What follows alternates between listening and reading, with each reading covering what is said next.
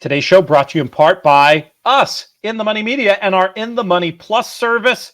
If you're playing Keeneland this meet, if you're playing the Breeders' Cup, what a time to sign up for In the Money Plus. $15 for the month, and you'll get all of our extra Keeneland coverage. That's going to be a lot of expanded stuff on Saturday. In addition to the free work that Michael Domabyl and Eric Solomon are doing, there's going to be a special stuff when it comes to the Saturdays at Keeneland. You'll get all of that. You're going to get extra podcasts like the one that Nick Tamaro and I are going to be recording tomorrow about the Pick 6 Saturday and Sunday, connecting Breeders' Cup prep races from Belmont and Keeneland.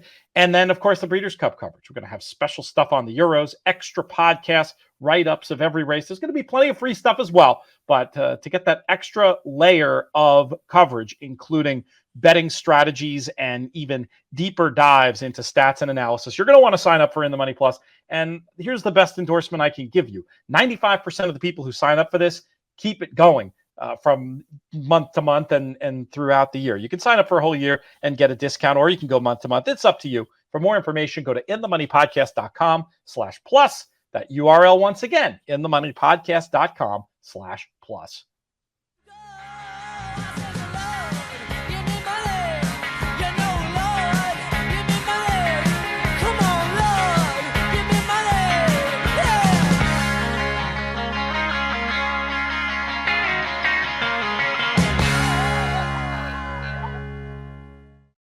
Hello and welcome to the In the Money Players podcast. This is our show for Friday, October 8th, covering the races of October 9th. If you're an early bird listening to this, we did cover the Keeneland Stakes today on Horse Player Happy Hour. We posted that as a pod. Me, JK, Michelle Yu. Go back and check that out. We've also got Baby Talk Up. Me and Sean Tugel talking about baby racing Friday, Saturday, and Sunday. We'll be back with a Woodbine special Sunday too. Basically, it's all manner of content. Wherever you're playing, we will hopefully have some great info for you. Starting right in this show. Who do we have coming up? We're going to kick things off with Michael Domabyl and Scotty McKeever of EquineEdge. They're going to be talking about the All-Stakes Pick 5 at Keeneland. We've got Matt Vagvolgyi here to talk about Belmont's Pick 6 on Saturday, and we'll probably throw in some chat about the Vosburgh, which happens right outside, just to give all those Breeders' Cup preps their due. Last but not least, we got a special visit from Jeff Bratt from Woodbine and Drew Coatney. We'll be talking about those last 4 races at Woodbine on Saturday, and it's all coming up right after this. We are so happy to be partnering with our friends at Keeneland and Keeneland Select for this meet. Tons of extra Keeneland content free over at inthemoneypodcast.com. We're especially interested in promoting the all-turf Pick 3, $3 minimum, 15% takeout, extremely player-friendly, last 3 turf races every day. Support it. Read Michael Domabyl's content over at inthemoneypodcast.com and put your tickets together. We really want to support this wager and see it succeed. Also, the Keeneland contest next weekend. If you're interested in playing, there are events Saturday and Sunday, $3,500 for the big Saturday contest. I think it's $400 for the Sunday contest. Contact Jim Goodman. Go to Keeneland.com, navigate around their website. Also, we've got a promo offer with KeenelandSelect.com. The code you want to use for that, ITM21. It's a nice free offer, better than the retail offer out there, to get some money back for new account holders. For more information on that, KeenelandSelect.com. And just remember to use that promo code, ITM21. Next up on the show, very happy to bring in 2 guests whose opinions I always like to hear. One's been a real regular. I think he's been on basically every show since the start of the summer. He's given out scads of winners, and I know has also done some cross-pollinating between his existing audience on the EquineEdge YouTube channel and our In the Money Media faithful from EquineEdge. Of course, I'm speaking of Scotty McKeever. Scotty, how are things? Things are good. How are you, Peter? Life is good. Curious to ask you about your upcoming contest plans. We've got a big one happening at Keeneland, not this weekend, but next weekend. Stuff happening at Naira just about every weekend. And of course, we're not too far away from the Breeders' Cup Betting Challenge. No, for sure. Excited about that. NHC is coming up as well, so that's not too far along. So looking forward to that. I'm going to play in every one of these tournaments. I'm feeling good about the tools right now that I'm using. I'm testing a lot of new things that we're going to add to EquineEdge. So I plan on playing in pretty much every one of them. Michael, you punched your ticket to the BCBC a few weeks ago. You doing anything special to prepare? Is this your first BCBC?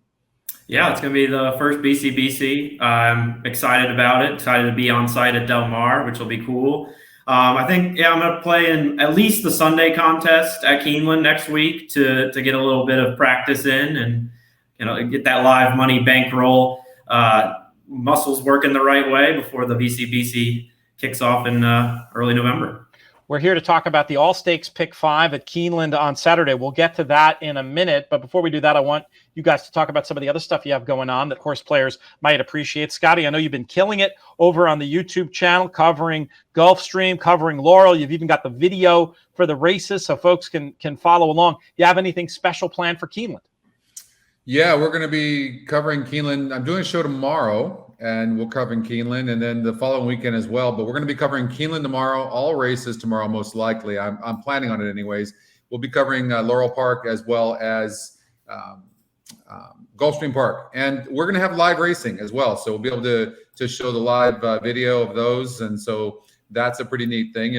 Not a lot of people get a chance to show those races live on YouTube, but we'll be able to do that. We've got the approval from the Keeneland management as well as the Stronach management. So going to be a fun show tomorrow. Great way to follow along. You get tips, obviously, on the races. You participate in the community, and you learn to use the tool. So it's sort of like a win-win-win-win over there. And I can't wait to find some time to join you for one of those as well. We're talking to the team about getting an opportunity like that coming up in the not too distant future. Michael, I mentioned this elsewhere on the show, but we'll underline it again. You're going to be covering that the all turf pick $3 minimum, 15-cent takeout every day that Keeneland runs this meet. Coming off the success you had at Kentucky Downs, I imagine this is an opportunity you're excited for. Yeah, I think after covering Colonial Downs and Kentucky Downs, both tracks that are really turf heavy, this bet seems tailor-made for me to cover on the blog. 15% takeout, way less than the regular pick threes across the country. So as horse players, we got to support initiatives like this that are putting together all the different facets of wagering offerings that we want to see. Let's dive into this all stakes pick 5. It starts off in race number 6. 3:40 p.m. is the grade 2 Woodford, going 5.5 on the turf. Scotty, what stands out to you? So Golden Powell, of course, for Wesley Ward is 3 for 3 at 5.5 furlongs on the turf. Has a 46% win percentage on our numbers, 2-5 on the EquineEdge morning line, and a 90 GSR, which is pretty much unheard of. That all being said, the 4-horse Fire Crow has to have the lead as well, and this horse is very fast. I think the 2 might be a little bit faster than the 4 Fire Crow, and the 2 is the horse to beat for sure. I think the 2 horse kills the chances of the 4 Fire Crow. But I'm going to take a chance because it's not going to pay anything. Everyone's going to be singling Golden Powell. I'm going to take a chance on the 8-year-old Extravagant Kid, the 6, who's going to be closing under a Rat Ortiz, under Jose Ortiz. And I'm hoping that the 4 just really hurts the 2-horse Golden Powell on the front end, and the 6-horse is the best closer. I can see the case for sure. I'm trying to make a wise guy case for Fire Crow. Golden Powell, didn't show up the last day. A lot was expected of him over in the York run. Maybe he bounces back and runs his representative race and buries them. I was going to take a little bit of a shot with Fire Crow, and then I felt like Golden Powell and Extravagant Kid were the other logicals to go ahead and come with. Michael, how do you see it? Are you with Golden Powell or against him? Yeah, I think that's really important distinction to make early in the sequence. I feel like you got to kind of take a stand, either single him or play against him. For me, I think he's just going to be a little bit overbet returning to the scene of his Breeders' Cup Juvenile Turf Sprint win. Wesley Ward certainly high on him, but from a figure standpoint, he actually kind of has to take a step forward to compete with some of these older runners. And the last start at York, he was on the pace early, but that pace didn't really fall apart. Winter Power, the eventual winner, was right up on it with him. So I'm going to take a stand against him, especially in the all-turf pick 3, which kicks off here. But in the all stakes pick 5, I'll probably use him as a distant backup, just in case my opinions are right elsewhere. I think it centers around the 2 that you guys mentioned already, Fire Crow and Extravagant Kid. Fire Crow makes a lot of sense. Wheeling back after a second off a little bit of a break. His race at Pimlico, he showed that he could stalk and pounce, which could be the case here if he wants to sit right outside of Golden Powell. And then Extravagant Kid, how cool is this 8-year-old gelding? Getting back to his best form when they switched him to turf, a popular victory in the Outclaw Sprint at Maidan, validated that with a big run at Royal Ascot. And then last time, it seems like it might have been disappointing at Newmarket, but that 6 furlongs is much more stamina testing than a 5.5 or a 6 furlongs in the States. So I think if they cook a little bit up front with Golden Pal and Fire Crow, that Extravagant Kid can pick up the pieces for Virginia-based connections in David Ross, who's been a perennial leading owner at my home track of Colonial Downs. Good stuff, guys. You are convincing me that I probably need to press up Extravagant Kid a little bit. Let's move on to race number 7. We've got the Thoroughbred Club of America Stakes, Grade 2, 6 furlongs on the dirt. Michael, we'll keep this one with you. Yeah, I think this features the most likely winner in the sequence with the 6, Bell's the 1. Now, looking at her past performances, you may think that she's better at 7, but then, the race record at 6 furlongs hits you right in the face, 5 for 6, with that one loss being not a disgraceful effort, just getting beat by Sconson last out.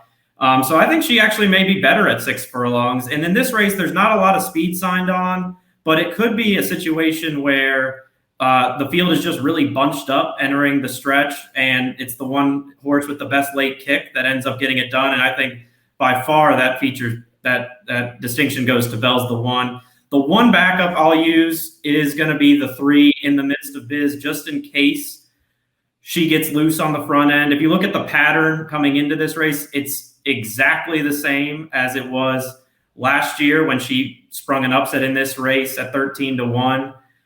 Coming in off of the prep at Presque Isle. And while she didn't win the prep like she did last year, got a comparable time form US speed figure, and getting a pace advantage could be enough to get her home. So I really think it's going to be Bell's the 1's race to lose, but just in case it gets soft up on the front end, In the Midst of Biz would be a backup for me.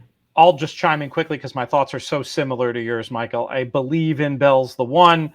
No shame in that loss last time. And even though the setup might not be there, she's won without setups before. And I think she might just be better than these. I like your case on In the Midst of Biz as a backup. I'll also back up with one I respect in the 4, Estillo Talentoso. Might be the biggest danger. This might still be getting better as a 4-year-old and is one I wouldn't mind having on side as a backup. 6 on the A line for me with the 4 and the 3 as backups. Scotty, where are you in the TCA? Well, Bell's the 1's the horse to beat. The problem is at Keeneland, I think this horse is going to be a little bit further back than what Michael thinks. And on the Keeneland dirt surface, it's very difficult to come from too far back and win. I think Frank's Rocket is the horse to beat. This horse has faced some really tough competition. The 1 horse I'm talking about, 9 tries, 6 furlongs on the dirt, 5 wins, 2 seconds and a third, has earned the most amount of money at the surface and distance, faced the toughest competition, at least on our strength of race. And I think maybe could get the run. I think the 1 is faster than the 3, but the 1 can rate if the 3 goes as well and sit a good trip. The 6 might be a little bit too far back, but is by far the horse to beat. I would agree, but I'm going to take a chance again and try to beat the 6 horse Bell's the 1, respecting her very much though. Makes sense. I mean, in terms of your official pick, it sounds like you're all about Frank's Rocket in this scenario. I'm going to single Frank's Rocket. All right, very bold, but that's how you get paid. Let's move on now to race number 8. We've got the Grade 1 First Lady, 3-and-up fillies and mares going a mile on a turf. A spot where, if the morning line is accurate, I have a strong opinion pro number 2, Empress Josephine. And for bets like the turf pick 3 and the pick 5, I'm going to be pressing her. This is a classic winner who I think the form arrow is going in the right direction. The form of the last run working out very well. This is an open-looking race, but I think on her class, assuming she can handle USA configuration, which is something, and you need to build something in for the price for that. But I mean, at 5-1, she'd be my play in here. It's open race to me beyond that. Althequa, extremely live. Blowout, a runner I want on tickets on the pace angle. And then Regal Glory, who was so unlucky a couple of runs back in the Just a Game. I'm going to be spreading around in here, but I do have a fairly strong preference for number 2, Empress Josephine. Scotty, how do you see it? I think that the 9-horse blowout's going to be on the lead, and you've got Flavian Pratt that jumps aboard for Chad Brown and their 39% jockey trainer combination. It's our Scotty algorithm's second pick. Althequa's the horse to beat for sure. And 1-for-1 at the surface and distance of 8 furlongs on the turf, has a really good GSR. It's just a really wide open race, can go any way. Empress Josephine, I understand. I'm using that horse as well. Princess Grace, nothing wrong with Princess Grace, who's 6-1 in the morning line, 3 for 3 at the surface and distance, has earned $500,000 going 8 furlongs on the turf, and has 6 wins and 1 second place finish, and a half a length away from being undefeated. So you can't ignore Princess Grace.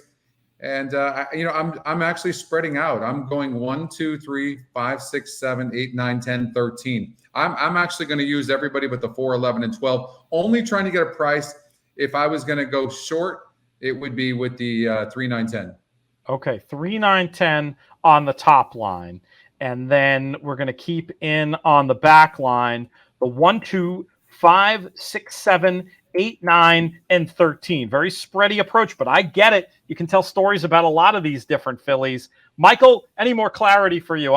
Scotty's mentioning practically the whole field. I'm mentioning 4, which I rarely do. How many runners do you like in here? Yeah, I think this is a place where, I know Scotty was saying that he was going to single in the last race, which allows him to be a little bit more spready here. And I think I might try to get pretty skinny in this spot because I think the race really centers around Althequa. Charlie, the saying is that, someone comes over and wins everything that's not tied down. Well, I think Charlie Appleby's got his scissors out and has cut some of things and taken some of the wins that were tied down too. I mean, he's won 5 grade 1s this year, 6 starts in total, 6 for 13. 2 of the losses were with Althequa's stablemate Summer Romance, who finished second. Not even so losses. He can't win every race if he has multiple entered in them. I think this could be a stepping stone towards the Breeders' Cup Mile because she's kind of an in-between type. Stretching out to a mile and 3/8 might not be what they have in mind. So this could be a prep for the Breeders' Cup Mile to tackle males. And super impressive in both of her domestic starts, including last time when Summer Romance had it all her own way on the front end and Althequa was able to run her down. As far as other horses I want to include, Princess Grace we mentioned. I think she's still a little bit unexposed. The fact that she's a lightly raced 4-year-old, she could maybe take a step forward. I know the one loss she had was over the Keeneland turf, but that was a race where she kind of made the move into the hottest part of the race, opened up and got run down late. So I wouldn't say that there's anything to read into there. And then I'll throw in Harvey's Little Goyle, getting back to the turf. Tried the personal ensign last time out, but was 4 wide on a day that I've talked about in the past. Might have been kind to the inside runners. And then 2 back in the Diana, she was caught wide around both turns, and she has one of her claim to fames was a win over this Keeneland turf course in the Queen Elizabeth last year. So I'll throw her in as a backup as well. But really, I think Althequa is going to be really tough to beat here. I get it, and I'll definitely have a set of tickets where I'm pretty tight on the 2 and the 3, but then I don't mind at all the idea of having some backups where we can get them. It'll depend on how it shakes out. It's great racing here Saturday at Keeneland, and it continues in race number 9 with the 2-year-old colts in the Grade 1 Breeders' Futurity going 1 mile and a 16th on the dirt. Michael, we'll start off with you. Who's your idea of the winner here? Well, I think the conversation has to begin with the outside horse, Classic Causeway. I think you have a better chance of seeing Jonathan Kinchin on a 30-1 shot than you do seeing this horse 5-1. I think this horse is going to get bet down off that morning line. And although I think that the morning line would present value, I think the actual price he'll end up going off at is going to be a little bit underlaid, especially from that outside post trying to get over in a race filled with speed. And the other thing to note about that runner is that on closing weekend at Saratoga, it was really tough to make up ground on the dirt. And, that race might be a little bit dressed up off of that effort. So I would include as a backup just because I think that there's only a couple other ways to go in here, but I think that's kind of where the conversation has to begin with this runner. So on top, I actually landed on Stellar Tap. I'm going to give I'm going to give him one more chance. I know he disappointed last time in the Iroquois, but that debut run was just one of the best debut runs of a juvenile at Saratoga. He actually got the 4th fastest maiden breaking time form US speed figure for a juvenile. And Asmussen is really looking for his Breeders' Cup juvenile horse. If you think about how Gunite disappointed in the Hopeful, the fact that he wheels Stellar Tap right back, I think, is a case to be made that he thinks this horse has that talent to go and compete with Jack Christopher over at Del Mar. So I'll put Stellar Tap on top, and then I'll also be using Don't Wait Up, who beat Command Performance in his maiden breaking score at Saratoga over a muddy track that he didn't necessarily need to love. And Command Performance came back to finish second in the Champagne to the aforementioned Jack Christopher. So those two will be my main plays, and then Classic Causeway, just in case he's something special and can get over from that difficult outside post. It's another open-looking race for sure. Tugel and I went into it on Baby Talk. Scotty, let's bring you back in to get your thought on the winner of this year's Breeders' Futurity. Yeah, I agree with Michael on Classic Causeway. If it wasn't for that post, this horse would be a single for me. I really think this horse is very talented. I just don't like the post. And the 12-horse Kevin's Folly is another horse that is talented and deserves a look. But 12-1 on the morning line, this horse is actually 9-2 on the EquineEdge morning line, but that post is not good at all. So because a lot of the horses I like in this race are on the outside, I had to go and spread out a little bit. And that was part of my decision-making to single in the first 2 legs of this, because I just don't know what's going to happen with this trip. But if you look from 8.5 furlongs, the starting point on dirt here, it's very, very difficult. Not only that, on dirt, the one post wins like 20% of the 25% going 2 turns, and 1 through 5 wins like 50% of the races. So, I'm not going to make the top pick in here. I do like Classic Causeway, the 13, the best in the race, but I'll tell you what I'm using. It's the 1, 3, 5, 11, 12, 13. 1, 3, 5, 11, 12, 13. And I think Costa Terra, there's nothing wrong with that 11 horse, ran huge in that non-graded stakes race and barely lost. And this GSR on this horse is an 86, tops in the field. There's nothing wrong with the 1 horse Double Thunder from the inside, Todd Fletcher, Paco Lopez. This horse coming in from Monmouth, I know, but this horse was 4-1 in the Saratoga Special race, the grade 2 race back in August. And in fact, this horse broke last. So if you throw that out, this horse has a good look as well and might get overlooked. And we've got this horse at 9-2 on the EquineEdge morning line. So I'm using those 6 horses. Okay. I definitely understand the approach. I have one to nominate who hasn't come up. Actually, a couple. You and I, Scotty, one of us is going to do well in this race. Let's put it that way. Because I really like the 9 Great Escape. I thought the first race was good, closing with no setup. And then I like the maiden win. Just looked like a runner during that race for whom the added distance would be a plus. I think should get a good trip, enough speed to stay in the hunt, and a little bit of finish as well. And then the other one I thought was interesting off the proven form going longer was the 6 Rattle and Roll. This is a runner who's had trouble in all 3 starts. Might be the kind of horse that just gets in trouble all the time. But I feel like for a horse, sometimes these horses that find trouble, if they can just one run, tip out, finish, and for that style to work, it would have to be a bit of a pace meltdown. Well, with all the stretch out speed, maybe there can be one. I wanted to keep Rattle and Roll on side. And then as a deep, deep backup, much more for verticals, I've liked something about each one of Seal Beach's 3 runs. And this is a horse that is going to be a name your price kind of price, I would think, as a maiden, seemingly over the head. But maybe the one that could juice up some tries. But I think it's a testament to how open the race is that we can all have, we pretty much have three different opinions, which is indicative of the fact that it's pretty open and exciting. It'll be fun to see how it all plays out in the Breeders' Futurity on Saturday. One more race to cover, a couple minutes to do so. The Keeneland Turf Mile, Grade 1 action once again, going 1 mile on the turf. Scotty, we'll start this one off with you. How are we going to get paid? Well, the 10 horse, I like the 10 best, Order of Australia, the Irish bred 4-year-old colt. For Aidan O'Brien and John Velasquez. Aidan has just been on fire. This is the horse to beat, I think, for sure, unquestionably. 2-1 in the EquineEdge morning line, has the top genetic strength rating of 85 of 100, also the top Scotty pick algorithm. So I think 10 is the horse to beat. And I just added the 11 Diamond Oops who's stretching out, shouldn't have a problem stretching out. We've got this horse at 6-1 on the EquineEdge morning line, and it's 15-1 on the odds makers morning line. And then some like it Hot Brown, the 13 horse. You can get over here from going 8 furlongs on the turf here at Keeneland. And I think this horse might be able to step up. And Jose Ortiz, I think Jose Ortiz could have a good day. He often does. Recap those numbers for me here, Scotty, for you in the last. 10, Order of Australia, and the 11 and 13. But the 10 is my top selection. 10, 11, and 13. I'll just chime in real fast because I'm with you on Order of Australia.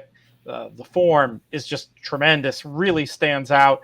Loves the Keeneland turf course, in better form now than a year ago.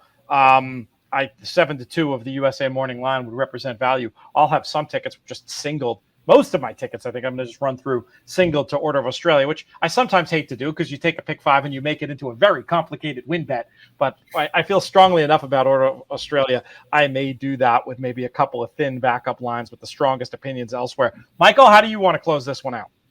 Yeah, I think the race does go through Order of Australia. If you kind of look at his form this year, it's probably better than the form was coming into the Breeders' Cup Mile. Definitely. I think a little bit of that is due to the fact that they finally figured out he's just a better miler. 100%. So, I mean, it's kind of, the form last year he might have been as good, but he was just running in the wrong races. So, but any of those efforts, including the Breeders' Cup Mile last year, makes him a heck of a player in this spot. But I'm going to go with Scotty mentioned him, some like it Hot Brown on top. The post, not ideal. I just knocked a horse for being in the 13 post in the race before, but I think it takes some of the uncertainty out of play for Jose Ortiz. He just has to go. And if someone wants to go inside of him, some like it Hot Brown has shown that he can sit right off another runner. Did that in the dinner party at Pimlico. Jose knows how to ride this horse. A lot of his best races have come with him on his back. Likes to be forwardly placed, doesn't need the lead. And then in the last race, he got beat by Pixelate, who's also back in this spot. But I think he moved a little bit too soon, and that he fended off the other speed in a race where Flavius and Busy Channel kind of spit the bit in the last 16th of a mile, while some like it Hot Brown was hanging on and separated himself from the show horse. So I like this gutsy New York bred. I like the style he runs with. He's got a lot of great races in his back form to get back to, and so he'll be my top pick using with Order of Australia on the A line. As far as one backup that I want to include is, and we haven't mentioned him yet, is Space Traveler for Brendan Walsh. Both his domestic starts featured a pretty slow pace that got wired on the front end. I would say the Mr. D Stakes was a historically slow pace if domestic spending can't run down 2 Emmys. And in the Woodbine Mile, Town Cruise wired that field as well. So if it cooks a little bit on the front end, someone wants to go with some like it Hot Brown and it sets it up for a closer, which these Keeneland turf miles historically have, I think Space Traveler can be the one that picks up the pieces. Great notes on both those runners, and I will be finding ways to get the 4 and the 13 that you both made a pretty darn good case for on a couple of tickets at least, even if I am going to run it mostly through Order of Australia. Well, great stuff, guys, and this is just the beginning. We're going to see you, Scotty, on the EquineEdge YouTube page this weekend on Saturday. Michael, we'll see you over at InTheMoneyPodcast.com, and I look forward, hopefully, to getting to be with you guys both in person sooner rather than later. Everybody's at the Breeders' Cup, right? Yes, sir. Excellent. So then, if not before. Cheers, guys. Really appreciate your help today. Thanks, Pete. Today's show also brought to you in part by our friends at NYRA. We've got a lot of stuff cooking with them, obviously. One thing we're super excited about, this Breeders' Cup Challenge Pick 6 over the weekend, the 9th and 10th, $1 minimum, low takeout, connecting races from Belmont Keeneland. We're going to have a special show on it on our plus side, but we want you to be aware of it and support it. There's also another $300 contest happening this weekend. Great opportunity to practice your live bankroll skills. You can check out all the coverage at America's Day at the Races. You'll see JK on there. Go to the NYRA website for more details about all this stuff. NYRA.com, the place to go to get all the racing and wagering information you need. That URL once again, NYRA.com. Next up on the show, we turn our attention to Belmont Park. And to do that with me, we bring in one of the people whose opinions I always want to hear when I'm betting on NYRA races. You've seen his work over at InTheMoneyPodcast.com and on the In the Money Plus site. He's going to be hopefully part of our Breeders' Cup coverage once again, production meeting in the middle of the show. I'm talking, of course, about noted contest player Matt Vagvolgyi. Matt, how are things? I'm doing great, Pete. Doing great. And the answer is yes. I'm looking forward to providing some content, giving you some of the stats overview of Del Mar, and give you some good information to complement a great pile of information that comes Breeders' Cup. I can't recommend it more, honestly, for the price and for what you're getting, for the type of talent you have on there, Pete. I think it's worth it. Okay, I'm so glad you say that. It makes me feel good. What's your story with the Breeders' Cup? Will you be attending? I will not be attending. That was the idea going back a couple of years, and just things have changed. I think business wise, it's gotten a little bit different. I'm still in this, let's call it virtual environment, not traveling. So things have changed a bit there. So just logistically didn't make sense, but I'll be firing away. So punched a Breeders' Cup betting challenge seat last weekend, and hopefully staying alive. And what I'm calling the Pete Fortintel Classic Horse Player Happy Hour Tour, I stayed alive. And I saw that. Looking for seat number 2. That's great stuff. That's great stuff. Another one of the more people who compete week in, week out on Horse Player Happy Hour, who make the BCBC, the happier I am. Because if any of you wins, I'm claiming it as reflected glory for me in the show. Let's pivot and talk about these Belmont races on Saturday. Speaking of contests, will you be playing in there? They got a $300 game, don't they, on Saturday? Yeah, I don't know if I'm going to be playing on that one on Saturday. Like I mentioned, I'm giving my lake house some love out in the Finger Lakes for the first time in a while. Scary, so I won't be kind of dialed in during the day, but definitely will be hitting this pick six and playing some races over at Keeneland. So, no, the contest scene definitely heating up. So definitely playing as many as possible. Some really good ones coming down the line. Like in Keeneland coming up next weekend, like 95% sure I'll be rocking and rolling for that. Excellent. You'll be playing, I assume, playing online as opposed to being there in Lexington with me, but still, there's a lot of stuff happening in the contest world, and I definitely recommend people playing in the BCBC, especially these NYRA $300 games. It's a great way to get a feel for the strategy without having to risk much money. Not that 300 is nothing, but you know what I mean. That's my big recommendation, Pete. If you're a first time qualifier for the Breeders' Cup betting challenge, and let's face it, let's say you got in through a pick and pray or something like that on horse players or horse tourneys, I think to get some experience playing in this environment is very important. I struggled with it big time when I first started, and I started to learn strategy, learn how to play it. And I think opportunities like that at NYRA, I think, give you a lower entry, but gives you an opportunity to deploy some strategies that you think will work and really get you ahead of the game when it comes to the Breeders' Cup betting challenge.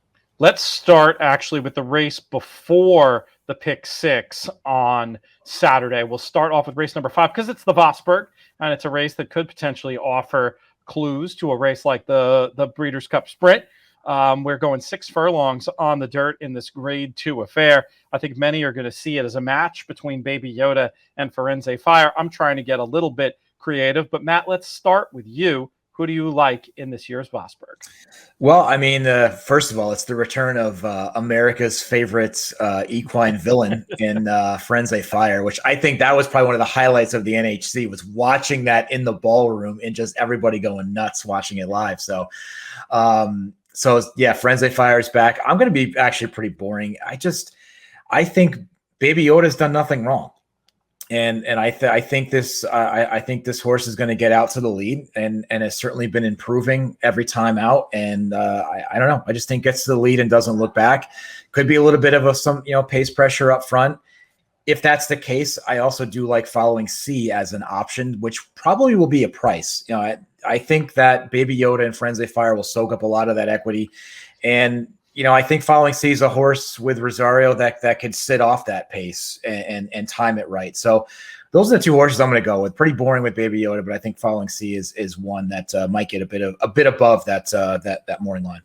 I actually put Following C on top, and I'm hoping you're right. 9-2 on the morning line, and that would be an appealing price in this short field. This is a progressive 3-year-old, and it's one of those things where you go through the PP lines, you can sort of explain what happened. Absolutely horrified by the superstars Jackie's Warrior and Life is Good last time. I'm going to put the over-under on the number of Breeders' Cup races those two win at 1.5. That tells you what I think about those two. They've both come back to win since.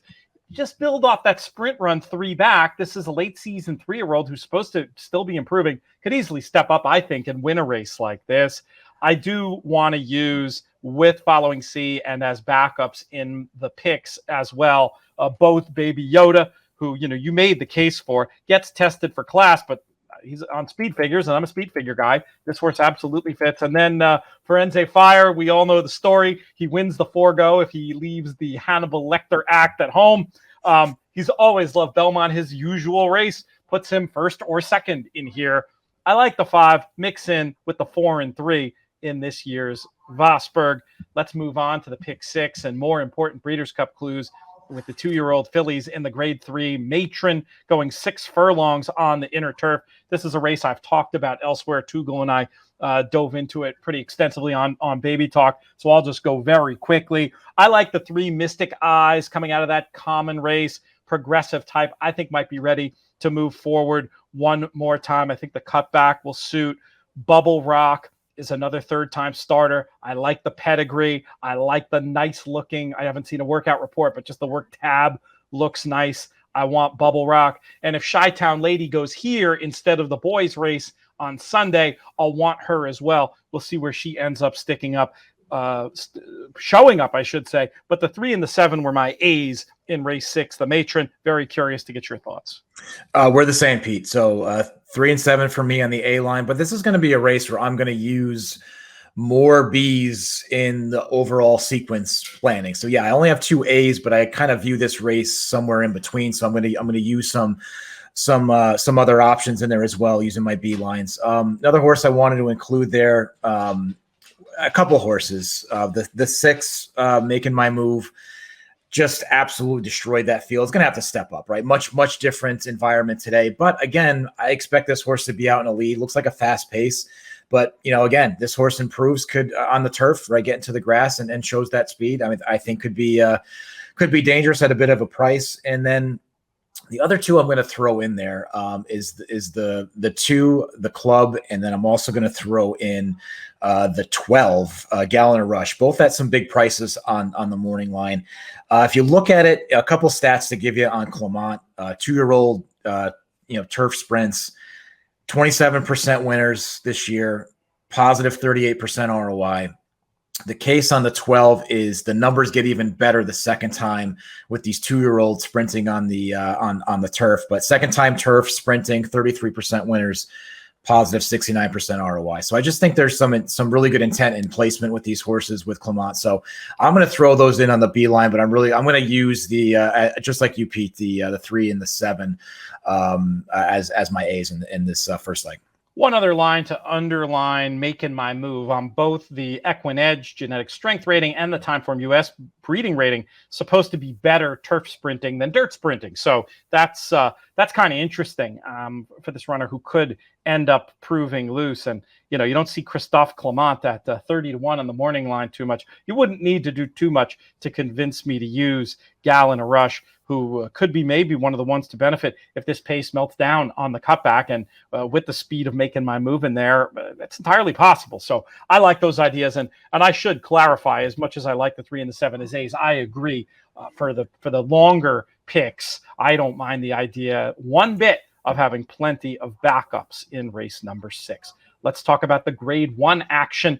The Clement Hirsch grade 1 1.5 on the turf goes as race number 7. It's just a field of 7. Very curious to hear where you landed in here. I have a feeling some people might groan when they hear my pick.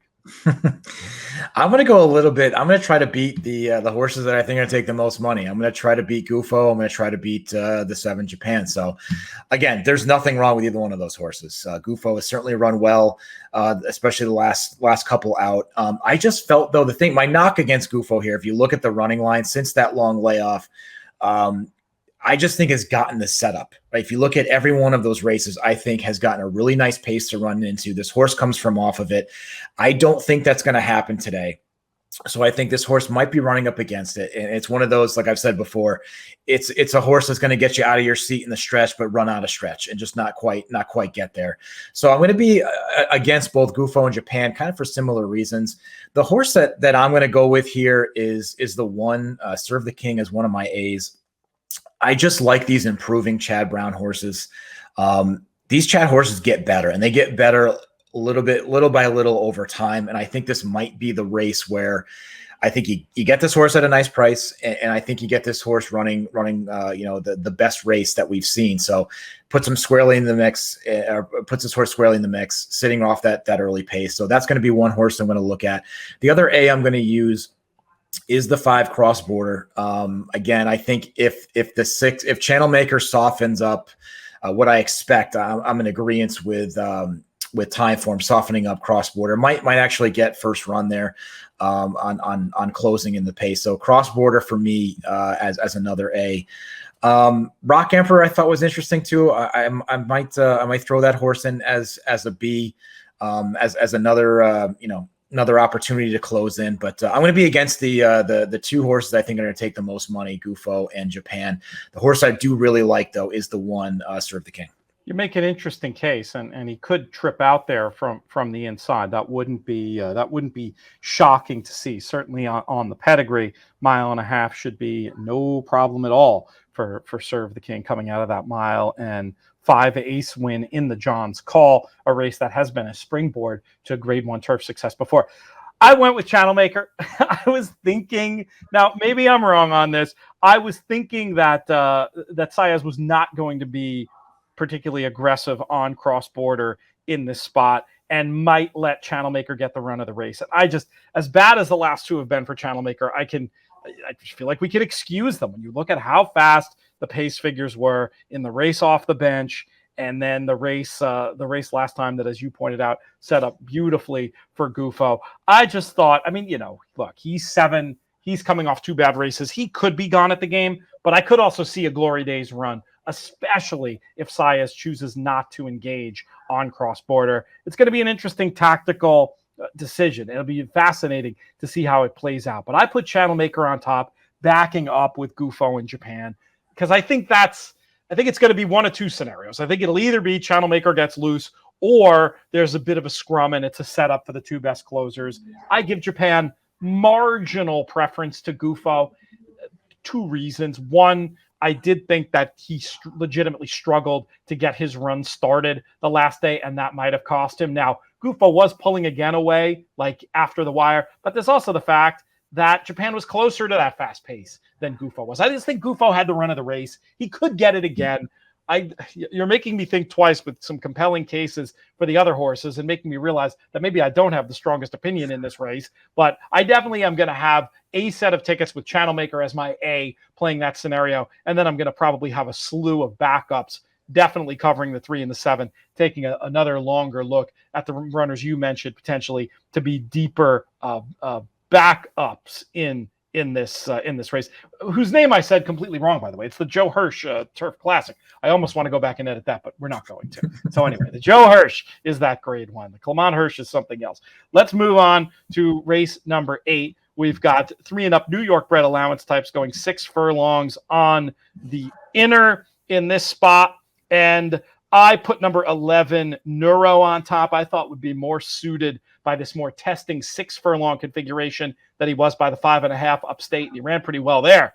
Did everything but win. I just thought Neuro would get a good setup and be a halfway decent price. The 3 Phantom Smoke I wanted to use as well. I was projecting a nice stalking trip, and I felt like Phantom Smoke had license to be short off the bench last time. Should do better with that run under the girth. The 8 Sheriff Blanco might get a very similar trip to the maiden win, and I thought was a candidate to be the best speed. 11, 3, and 8. Nothing terribly strong in race number 8. Where did you land? Very similar. I'd put the 8. I think I think Sheriff Bianco is the horse to beat. I don't see much staying power, which I project probably the 10 and the 2 might go out. I don't think either one of those horses have any staying power on the front end. So I think Sheriff Bianco will get the run of the race on the front. I did like the 11 as well. So those are going to be my 2 A's. I did have the 3, just like you mentioned, Phantom Smoke in there. One horse I'll mention, and I'm probably nuts for even wanting to include, but I want to include as an A so bad, is the 4 Mass Marauder. I know this horse needs to run faster, 20-1 on the morning line. This horse has run well. I went back and watched every one of this horse's turf races, and I just feel fits in this race and could step up and make a case. So I don't know. I just think you might get a setup. You might see this race melt down on the front end. This horse might be placed perfectly mid-pack and get run with Manny Franco. Is this horse good enough? I don't know, but I love those turf races, and a race where I think can possibly melt down in the front end. I'm gonna include that horse in. Right now as a B. I'm gonna try to work that horse in a little bit more, but I would say that's a contest play for me. Anyone out there playing a contest, that's exactly who I'm gonna play.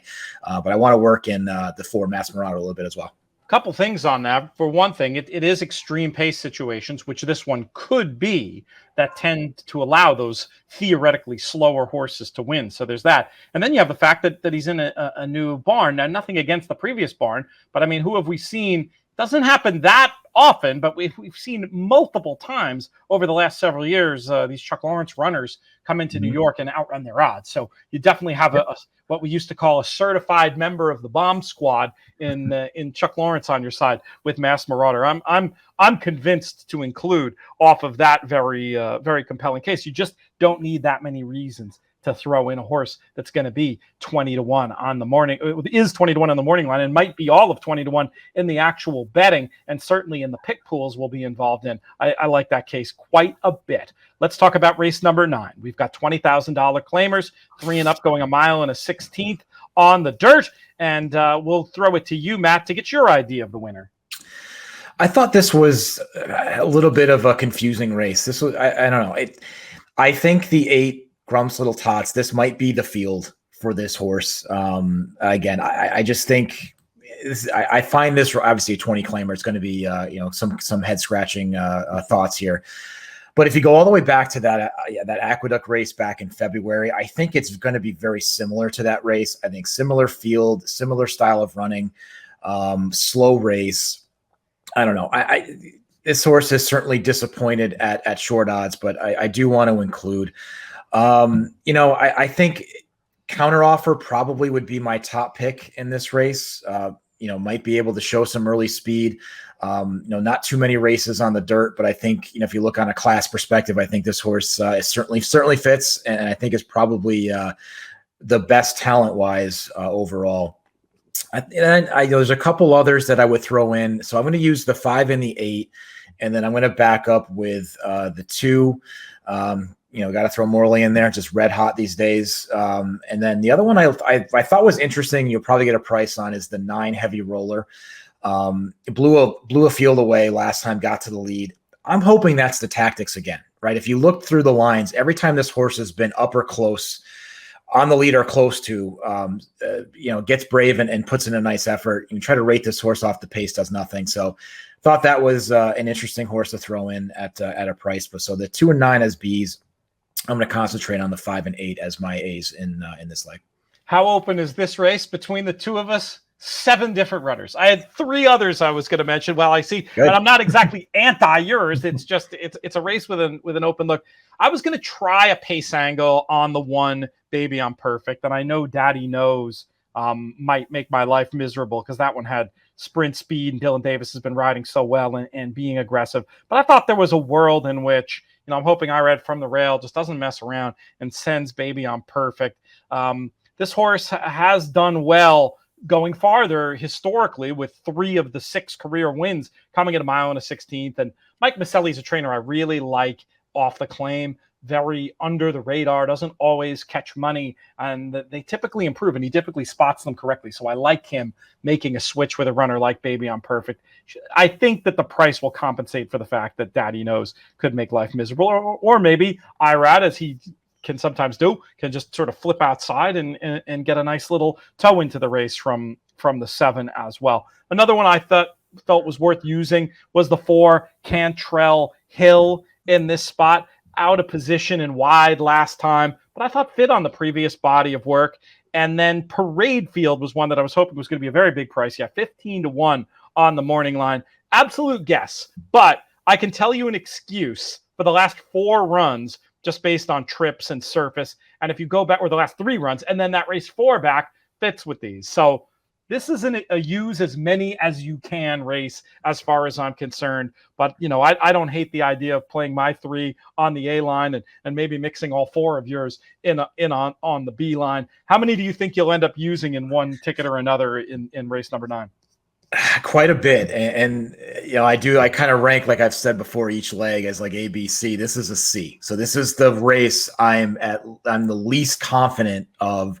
So what that means is I will have more combinations, a lot more combinations of every horse that I like mixed in with other races that I think I'm confident on my A horses, or just, limit the amount of times I use the Bs. This was the toughest race to me out of the entire sequence. So I can see a lot of different horses winning. I did have on the cusp the 4 that you mentioned, Cantrell Hill. I might just sit right. The 1 and the 7 just might just kill each other. And I think the 9 Heavy Roller, again, if that's, like I mentioned, if that's the idea of just try to send and go like hell and try to steal it, I think that horse might just be all alone sitting behind that first fray of speed. Yeah, pick it up. So no, a lot of different ways you can go. I'm not surprised we're all over the place in this race, because that was by far to me the most difficult race in the sequence, and could get a price. Agreed. Let's talk about race number 10, 3 and up allowance types going 6 furlongs. This one's on the inner turf. And I felt like the 5, Shecky Shabazz, was supposed to be the main speed in this spot. Has very competitive numbers. I was surprised to see as high as 5-1 on the morning line on this runner. I feel like he's an easy top pick for me with all those things mixed in. The 6, Noble Emotion, another runner that fit very well for me on figures and form, and I thought would get an excellent trip in behind the speed. If Shecky Shabazz doesn't see it out, Noble Emotion should get a fantastic trip. And then if they do go too fast early, I thought that number 4, Big Package, was the one to get involved in with David Donk and Irad Ortiz for this runner who's got some finish. I had it 5, 6, and 4 in race number 10. How did you see it? Similar. I'm going to get pretty skinny here. I like you said, Shecky Shabazz, I think, could get out to the front and just take him all the way around. I think this horse has disappointed a bit. Just failing to not quite wanting to get his picture taken, but has run well, right? So, but again, I think could potentially get loose out in the lead. The one horse that you didn't mention was the 3, Voodoo Zip. This is the horse I love. This is my favorite play of the sequence here. I just think this race potentially could set up perfectly. I think this is like, if I were to pick a horse for Rosario to ride sprinting on the turf, it would be this one. Mm-hmm. I just think can time this perfectly. Now, might get some traffic trouble. That's like the one caveat I'll throw in there. Might need to negotiate a trip coming from off of it. But I just think this horse can sit perfectly. I like the late pace figures that I have on my end here. I love Rosario's clocking his head for these turf sprints at Belmont. So I like Voodoo Zip a lot, and that's going to be a lone A for me, and I'm going to back up with Shecky Shabazz as a B. All right, the 3 and the 5 for Matt. Let's move on to race number 11, our nightcap, the last race in the sequence. Just got a couple minutes left, but still time to go through this 3 and up New York bred maiden claiming 40. Real classic nightcap stuff here for us, Matt. Mile and a 16th on the turf. How are we going to get paid? So I'm going to use a set of horses, and what that means is I'm going to use the same 3 horses in every ticket that I come down to. I'm going to use the 6, 10, and 12. I like the 6, probably. That's kind of in order too.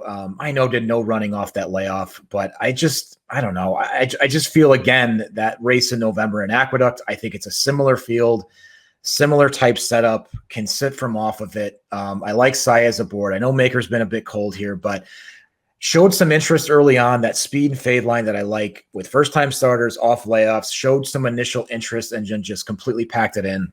I like this horse coming back in 33 days. That means that nothing's wrong, just a little bit of a freshening and coming back.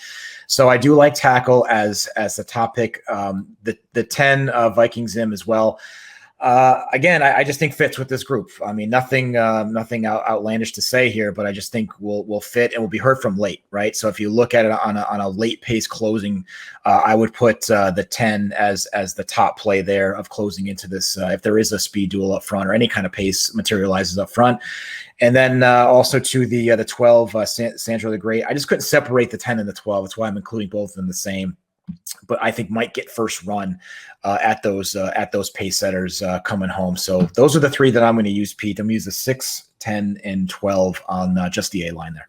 All right, we're very, very similar. I had Viking Zim on top. This one ended up on many horse to watch lists after the last run, went off a short layoff, didn't break, made a wide early move into contention. This is the best surface, I'm going to guess. I think he's supposed to do better in this spot. You made the case on tackle as well. That was sort of dismal last time, but it was a messily run race, and the horse just looks like a good fit based on the previously established level of form, and 5-1 is an okay price. I do want the 12 as a backup. I do think that horse could trip out. Another, though, that I wanted to mention was the 3 Brennan's War. 2 keyed up in all the starts for the previous connections, consistently moving too early into fast paces.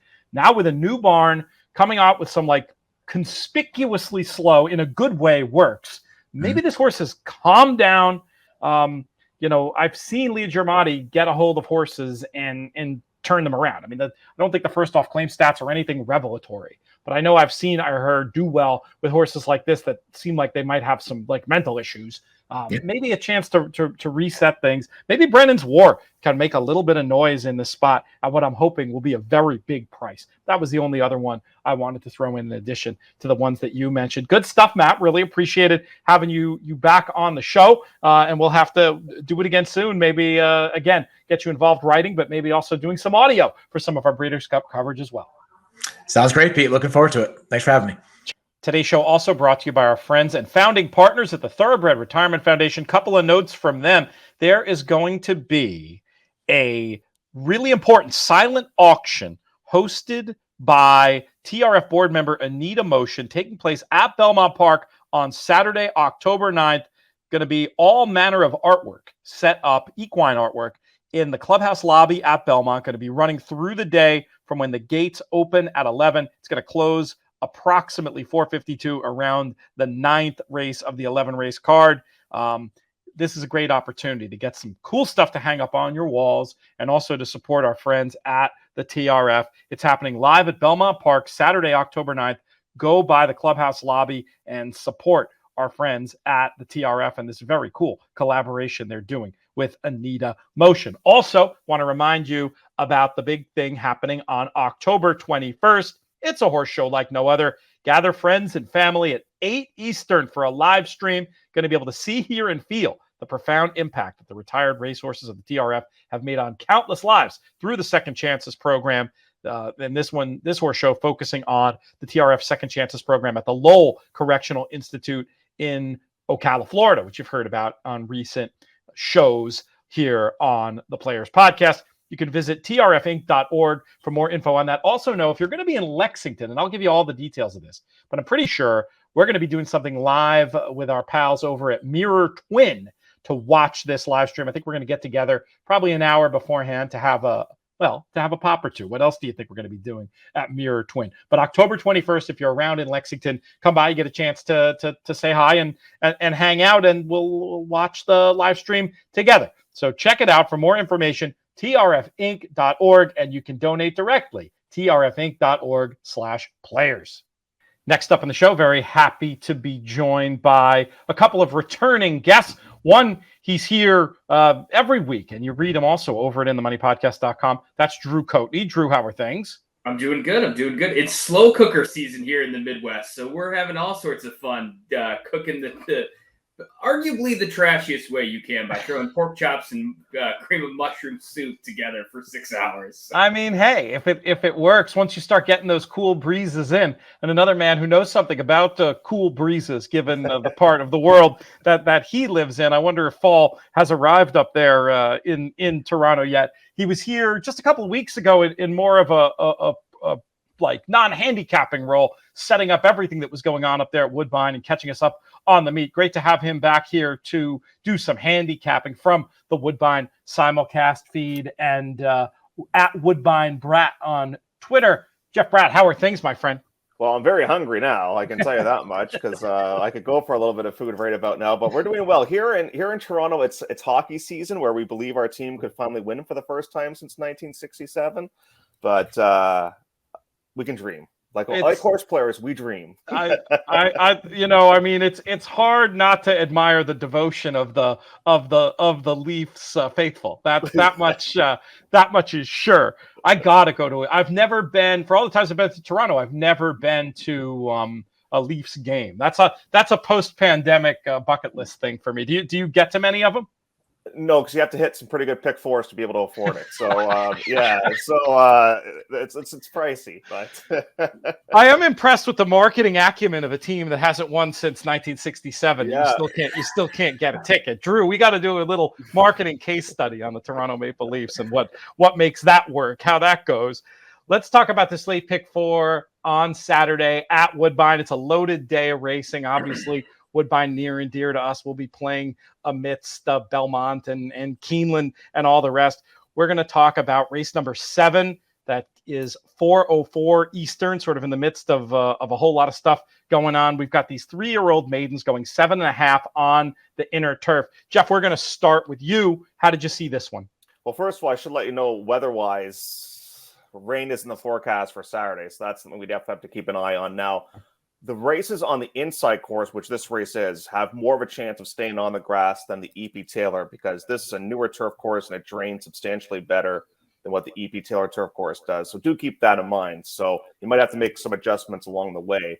If it stays on the grass, I hate going to horses like this because I'm giving them another chance. It's my Leaf fan. I can't, I guess, I just keep giving people another chance in life, I guess. But, and what's the horse's name? More Chances is my top selection here in this spot. I don't know why he ran so badly last time out or so poorly. My English teacher would kill me for saying that. But the last start was definitely concerning. I don't love the race, to be honest with you. It's a race I would probably spread pretty deep in here. But More Chances last time out. I mean, maybe the company was just too tough, but I mean, the horse really did lay an egg on that day. But the race prior to that was a really, really good effort, as a matter of fact. You know, Dr. Green and Blue Max. Blue Max is kind of a professional maiden, but like a maiden special weight type of horse nonetheless. And they're taking a bit of a drop down in class with this one. Broader change as well as Sean Bridgman does take over. But this is a race that I'm definitely spreading. I don't know, Drew, if you saw it the same way or not, but I'm going to use probably 3 or 4, I would think, in this spot. We'll come back to you for your fuller spread, but we'll start with that question for Drew. Hey, what's your general approach to this one?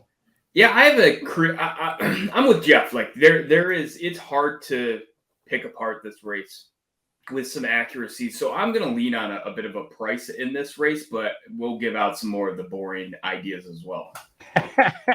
Well, go for it. Who's your price? Yeah, the number 2 Hullabaloo. Hullabaloo. Got to be Hullabaloo. Hullabaloo. There you go. I don't know how Robert Geller gets all of these names right all the time, especially when you mix in some of the French and other connections. The guy is a legend. So the number 2, Hullabaloo, I'm struggling with that one, gets to try turf for the first time. And I think the last race was interesting as it was an odd pace dynamic where the front bunch really had a fast middle section and then just started downlining from there. And I'm just excited to see at 12-1 what this horse can actually do on the turf surface. Gets a little bit of a drop in the class, and the blinkers go on today. So with the price of 12-1, I think that's interesting. The number 7, Awesome Crest. This is where I get boring. Jeff, I didn't mean your picks were boring. I'm getting boring here because I don't have anything fun to say. Is the number 7, Awesome Crest, was very much against that pace flow and lacked some patience around that far turn, made it way too early, way too wide was the result of that. Yeah. And the other one is number 9, More Chances. Kind of a head scratcher, like Jeff mentioned here. Either way, this runner takes a bit of a step down and has the best back figures to win this event. So I'm spread to 3 horses, but you could use the all ball, and I don't think anyone would blink an eye.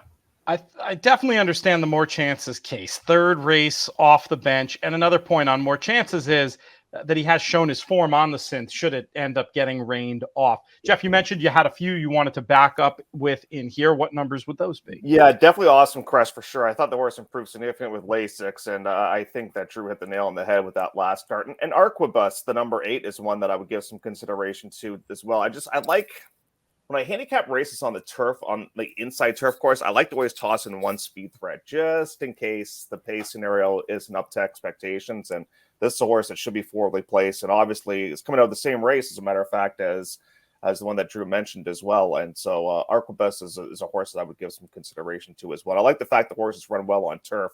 Now, if it comes off, the horse's form on the synthetic isn't as good, but if the race stays on, maybe toss that one into the equation as well. Couple ideas on runners that might be the best speed in there, with Drew nominating Hullabaloo on pace figures could be up there, and Arquebus as well. One that on time form anyway should be in the mix throughout, and that only makes sense when you see all the ones in the running lines of the PPs.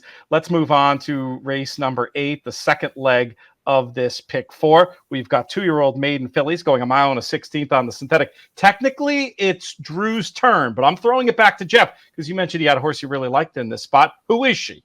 I do. The horse is good price, too. This one's name is Awesome Secret. Ran a deceptively good race last time out. I think this is a route horse top and bottom.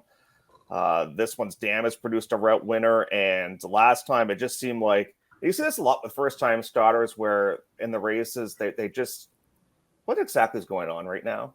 They're like, there's a lot more people here and a lot more horses here than the morning time. I'm not sure exactly what's going on right now, but oh, okay. You want me to run? Oh, all right. That sounds like a good thing to do.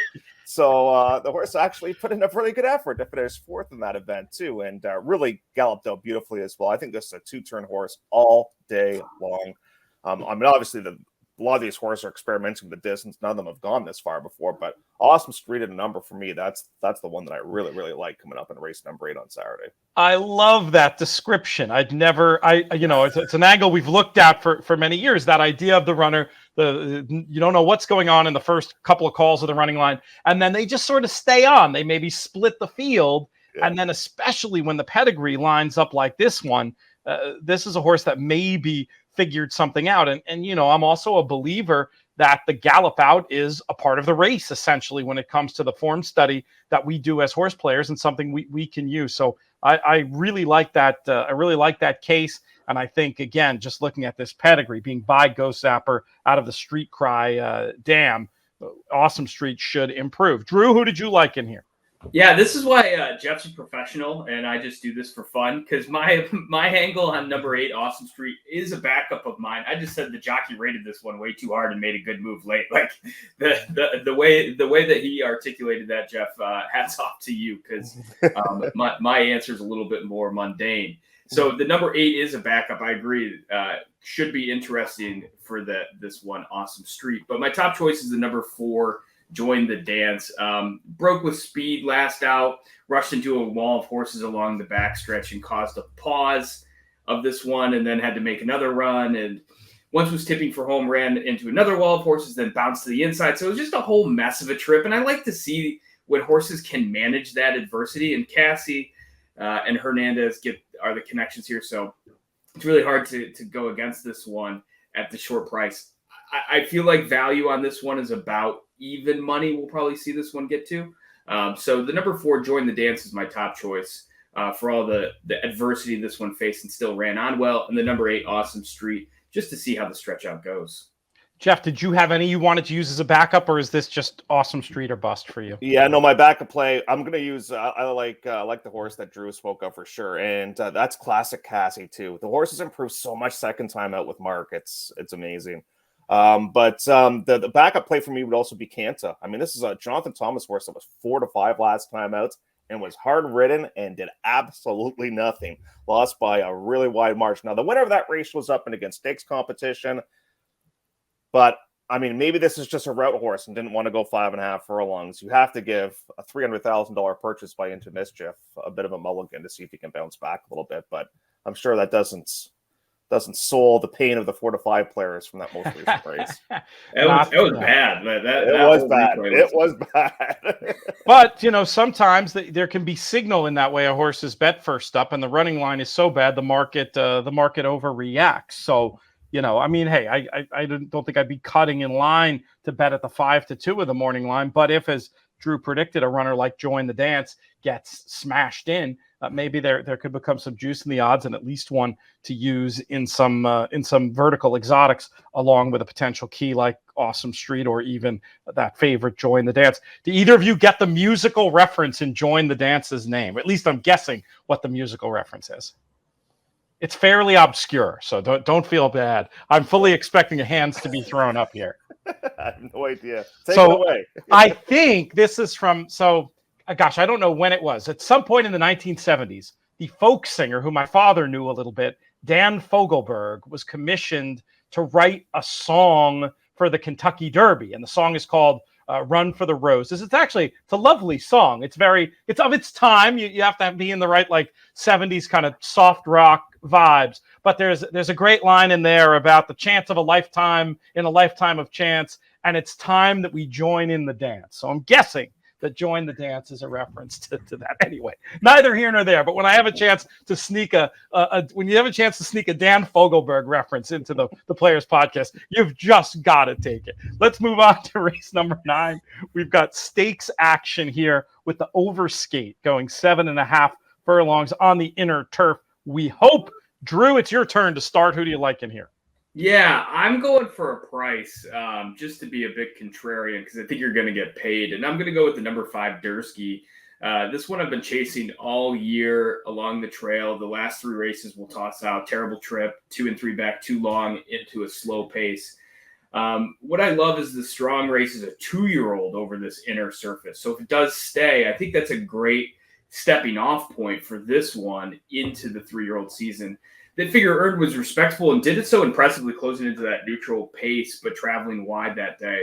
So today should get plenty of pace to run into and needs a little race luck to work out the trip. So I think fair value is at 15-1, and I think we'll see all of that. There's a couple others I like in here. The number 7, Forrester's Fortune. Yep. Pretty much betting that this horse will enjoy the 2 turns, so much more so than the flat 1-turn events this one has been in. Some of the runners that they have already beaten this one. So there's a little bit of a contentiousness here. If you look at the race line, how are you going to back Forrester's Fortune when this one's already been beaten?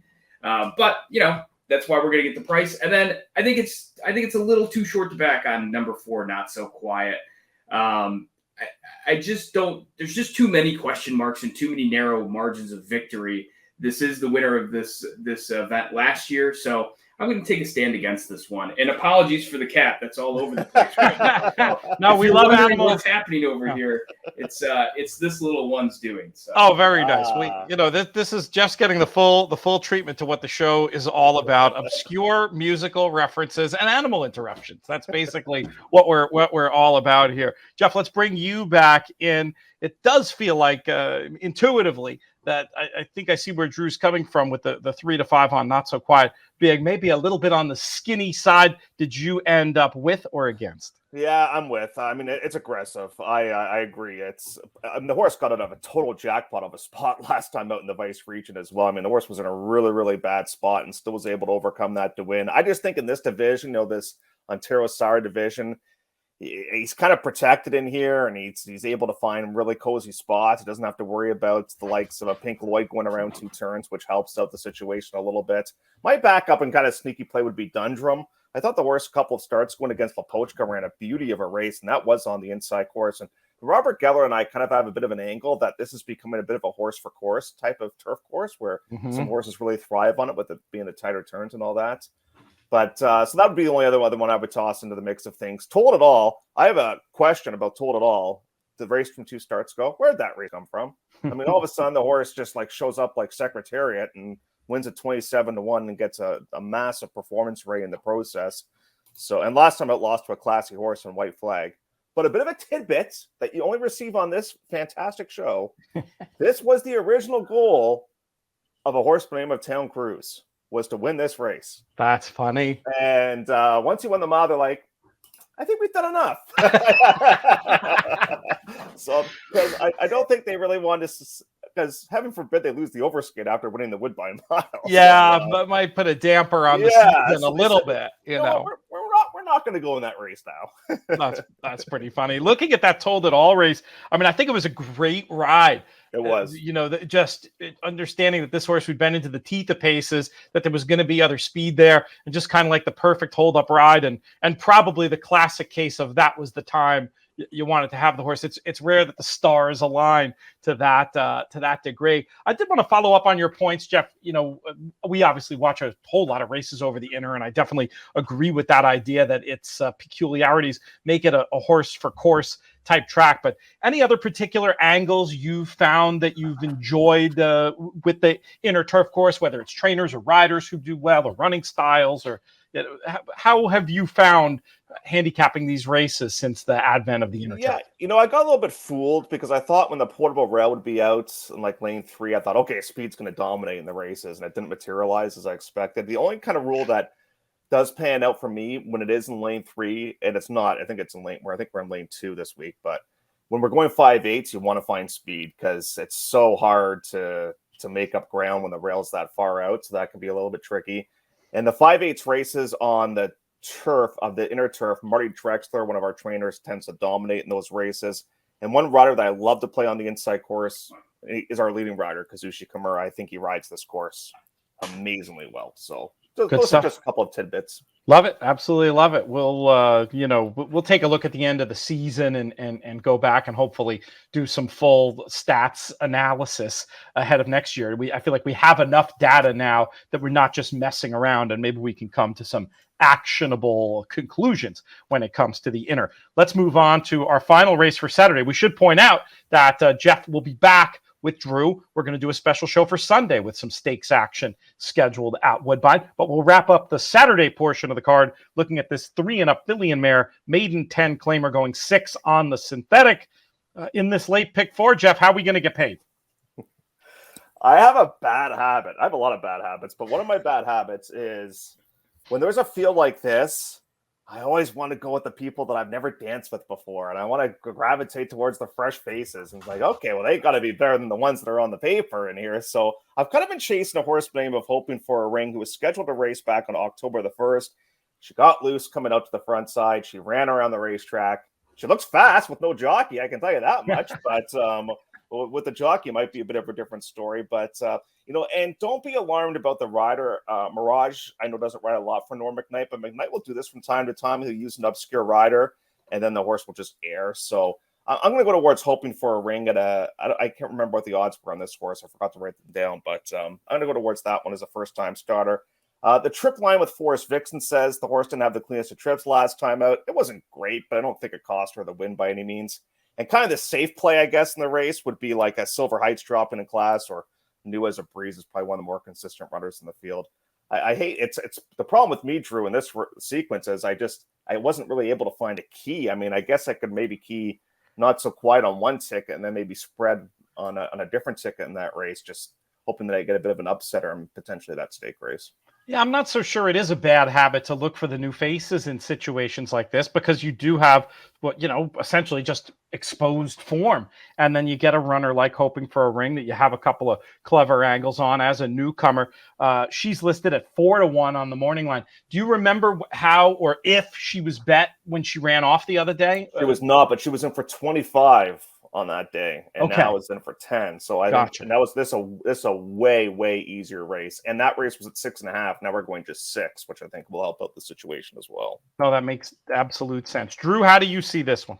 Yeah, I mean that's some interesting information there, but I'm single to a horse here, and I agree, Jeff. Like, if we're going to be in this type of mix, you got to figure out either a story to tell yourself why the narrative is going to change, or go to a new face. Yeah.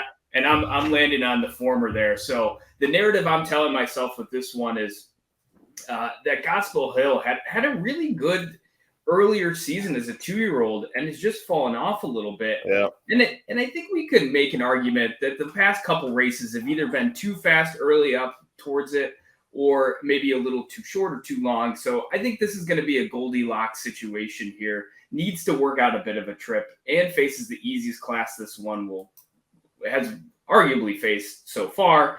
And I think we're going to get paid for that around, I think it'll close around 6-1, I would imagine Gospel Hill will. So I'm landing there because I couldn't make an argument for any of the others. It is interesting, hoping for a ring. Maybe that'll end up on a backup ticket of mine as well, because this one may just run off with it. You know what's interesting too about Drew, your horse there? All of a sudden, Kamura shows up. Like you get the leading rider who just randomly shows up on the horse too. So that's a little bit interesting too. So, and they've been experimenting with Lasix, with blinkers. Blinkers come off today, so I could be talking to that horse for sure. Yeah. It is definitely interesting. And I don't love these approaches either. So this should be taken with a grain of salt because you're just kind of hoping something sticks a little bit. And you got to make sure you're getting a price on this. So anything below 6-1, the trainer's clearly trying something new every time, and there's a reason for it. All right, we'll see how it all plays out on Saturday. Guys, thank you very much for your time. And remember, we'll be back with another edition, like a special little standalone Woodbine edition of the show for Sunday. So make sure you check that out as well. Guys, I will see you very soon. Sounds good. Cheers. Want to remind folks, another fun way you can support us here at the In the Money Players podcast is to buy some of our merch made by our friends over at Old Smoke Clothing. You can see all the shirts we have, including the Alive in the Pick 5, our bestseller shirt that I'm wearing now, inthemoneypodcast.com/Old Smoke. That's one way to get it. You can also check out the JK collection, oldsmokeclothing.com/JK. Some really cool stuff over there. And also, over at the Breeders' Cup website, they do have his cool new Breeders' Cup designs. You might want to check those out as well. But start with the house shirts, I'll say. Go over to inthemoneypodcast.com/Old Smoke today. And remind folks, come gift-giving time, this is a way you can support us and wear your colors out there in the field. We're proud of the community we've created over here. Show your pride in being part of it with one of our cool T-shirts, inthemoneypodcast.com/Old Smoke. That's going to do it for this edition of the show. A lot of thank yous to go around. Let's start with producer Craig, pushing all the right buttons there in his home studio across the river. Always great having him on board to do these shows back where he belongs. So, props to producer AJ as well. He does okay too. What else? How about our guests from today? Michael Domabyl, Scotty McKeever, Matt Vagvolgyi, Jeff Bratt, Drew Coatney. Thank you so much for their contributions. Thanks to our founding partners, Thoroughbred Retirement Foundation. You heard about them earlier in the show. And hey, I have the right hat colors, 2 of the 3 anyway, for our other founding partner, our friends at 10 Strike Racing. Around here, we always like to root for the purple and the black. Thanks, though, most of all, to all of you, the listeners, for tuning into these shows. We appreciate it. Wherever you get your podcasts, if you rate, review, and subscribe, iTunes is one good place, but there are others. Also, our YouTube channel. If you're not familiar with that, check it out. Some extra content over there that you're not going to want to miss. Once again, rate, review, subscribe, hit the bell, do all those fun things. Helps other people find the show and just helps support us generally, which we always appreciate as we appreciate you. This show's been a production of In the Money Media. Our business manager is Drew Coatney. Our chief creative officer is Jonathan Kinchin. I'm Peter Thomas Fornatel. May you win all your photos